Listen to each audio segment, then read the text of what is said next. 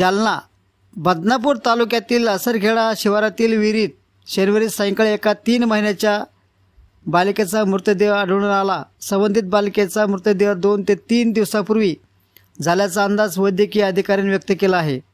असरखेडा येथील शेतकरी बोडके हे शेतातील विहिरीत पाणी काढण्यासाठी गेले असता त्यांना एक लहान मुलीचा मृतदेह तरंगताना आढळून आला।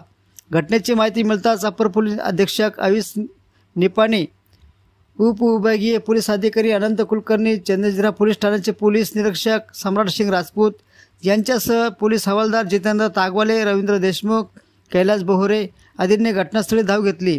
ग्रामस्थांच्या मदतीने मृतदेह विहिरीतून बाहेर काढण्यात आला। संबंधित बालिकेचा मृतदेह 2 ते 3 दिवसापूर्वी मृत्यू झाल्याचा अंदाज वर्तवण्यात आला आहे।